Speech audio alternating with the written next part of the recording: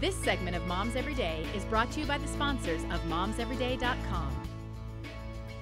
Welcome to momseveryday.com. I'm your host, Jen Lennon, and today I'm joined by Levi Heidrich. He is the owner of Heidrich Colorado Tree Farm and Nursery here in Southern Colorado. Levi, welcome. Good morning, Jen. And Levi, we're actually going to talk about that this time of year is actually a good time to plant, right? It's a great time to plant. People yes. seem to be afraid. There seems to be this rule that it's either too hot or suddenly too cold, but you can plant in the fall. Now is a great time to get stuff in the ground.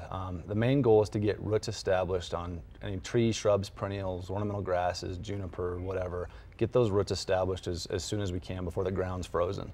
That gives them a better chance of going through the winter, and it also gets you ahead of the game versus waiting until next spring to do your planting. And you were saying in terms of pricing, this is also a really economical time to plant then too. Usually, yeah, there are some great deals right now. We've got a good chunk of our bald and burlap trees are marked down 10 to 50% off. So yeah, it's a great time, great savings to get out and get this stuff in the ground. Awesome. Now, if a tree is actually turning, it's still okay to plant it this time? Oh yeah, right? Definitely. The fall, the trees have a lot of energy stored and they're getting ready to go into fall. So it's just a perfect time to get these trees in the ground. That red tree in the picture is an autumn blaze maple, and of course the aspen trees are getting ready to start turning here pretty soon. It's just like I said, just a really, really good time to get them in the ground.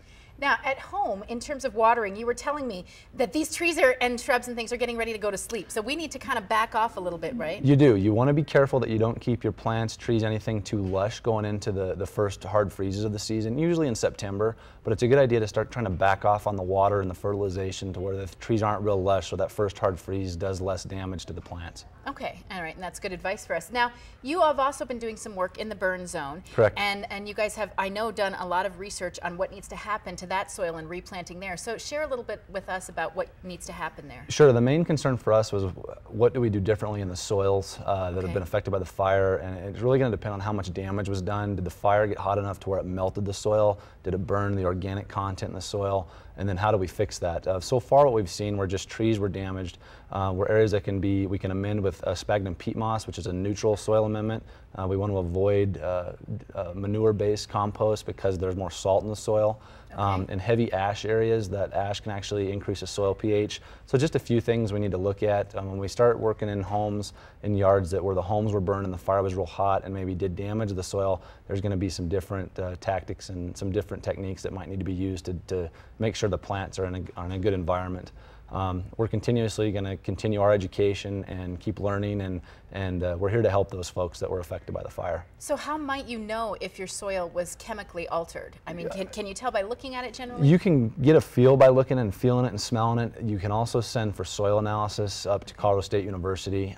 That's a good idea. It does take some time. It doesn't cost very much money to do that. By the feeling the texture, by smelling it, knowing what kind of texture you had before, if it was clay or sand, you can get a real good feel. And then just looking at the soil too, is it crusted on top? And then looking at the surroundings, how hot did the fire get? You know, if it's up close to a home that burned, it's probably going to have more damage than just where it moved through real quick, just burning the grass and scorching some of the trees. And briefly, it is really important to go with a nursery that's licensed, right? That understands what they're dealing with. Yeah, well, our nursery, we're licensed by the Colorado Nursery and Greenhouse Association. We're inspected by the Department of Agriculture. We are insured, and it's important, I think, to use people that have your best interest in mind. You know, we want to make sure we're doing it the right way. And sit down and come up with a plan. Yeah, right? and we do offer free consultation. We can do bids for insurance and whatever we need to do to help. All right, thanks, Levi. Yep. And for more information about Heidrich's Colorado Tree Farm and Nursery, you can go to our website, momseveryday.com. Thank you for joining me today and every day. I'm your host, Jen Lennon, for momseveryday.com.